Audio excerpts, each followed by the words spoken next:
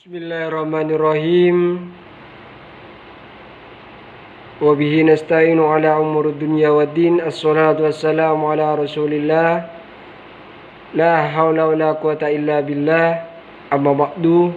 Yang saya hormati dosen pengampu mata kuliah administrasi dan supervisi Bapak Fikri Farihin, MPDI. Pada kesempatan kali ini saya akan membuat video untuk memenuhi tugas tersebut, yaitu tentang pengawasan. Konsep dasar pengawasan. Pengertian pengawasan. Pengawasan ini merupakan untuk mengetahui ada tidaknya penyimpangan dalam pelaksanaan rencana agar segala yang dilakukan upaya perbaikan sehingga dapat memastikan bahwa aktivitas yang dilaksanakan secara real merupakan aktivitas yang sesuai dengan apa yang diharapkan. Jadi pengawasan itu adalah untuk mengetahui ada tidaknya pelaksanaan yang direncanakan untuk memperbaiki dan memastikan bahwa aktivitas yang dilakukan itu dilakukan secara real. Istilah pengawasan ini yang pertama yaitu berbentuk monitoring, correcting, evaluating, dan supervision. Biasanya kalau pengawasan ini dilakukan di sekolah-sekolah, baik itu pengawasan dari Penma kepada lembaga madrasah yang ada di bawahnya, bisa juga dari kepala sekolah kepada guru-gurunya, bisa juga dari guru kepada siswanya, seperti itu. Tujuan pengawasan yang pertama yaitu membuat pihak yang diawasi merasa terbentuk sehingga dapat mencapai visi dan misi secara lebih efektif dan efisien. Itu yang pertama. Yang kedua yaitu menciptakan suasana keterbukaan, kejujuran, partisipasi, dan akuntabilitas. Yang ketiga yaitu menimbulkan suasana saling percaya dalam dan luar lingkungan secara lingkungan operasi organisasi. Yang keempat yaitu meningkatkan akuntabilitas organisasi. Yang kelima meningkatkan kelancaran operasi organisasi. Dan yang terakhir yaitu mendorong terwujudnya good government. Yang ketiga yaitu fungsi pengawasan. Dun menjelaskan merinci 4 fungsi, yaitu eksplanasi, akuntansi, pemeriksaan, dan kepatuhan.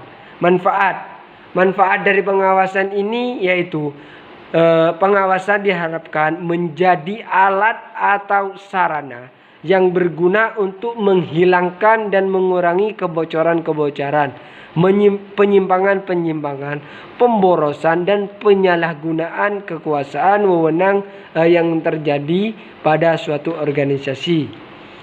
Jenis pengawasan melekat, pengawasan fungsional, dan pengawasan masyarakat, pengawasan legislatif. Pengawasan dalam bidang pendidikan. Definisi pengawasan: pejabat yang berwenang melakukan pengawasan pada suatu pendidikan melalui usaha memantau, menilai, memberi bimbingan, dan membina secara efektif dan efisien dalam rangka mencapai tujuan pendidikan yang berkualitas.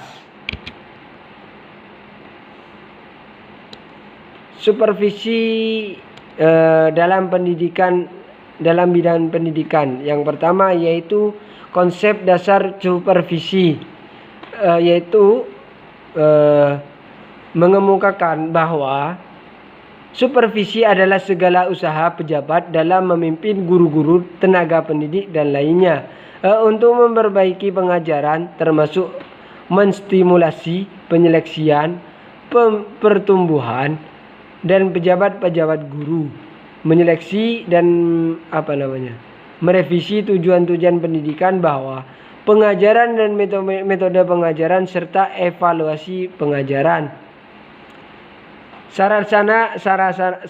Sasaran supervisi pendidikan adalah mengelola pendidikan secara efektif. Pelaksanaan dan penanggung-jawaban pendidikan yang lebih utama adalah kepala sekolah. Kepala sekolah merupakan pemimpin yang memfasilitasi terwujudnya budaya akademik yang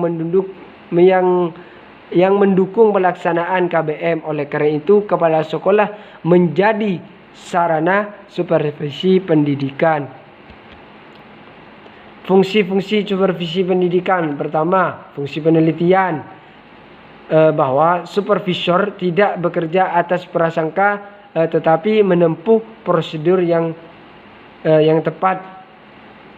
Fungsi penilaian, yaitu kesimpulan hasil penelitian ini dijadikan bahan evaluasi apakah objek penelitian tersebut memiliki kekuatan, kelemahan, dan menemukan solusi yang tepat untuk memutuskan suatu masalah.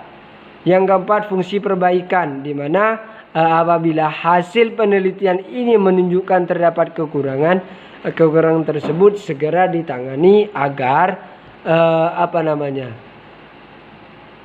pendidikan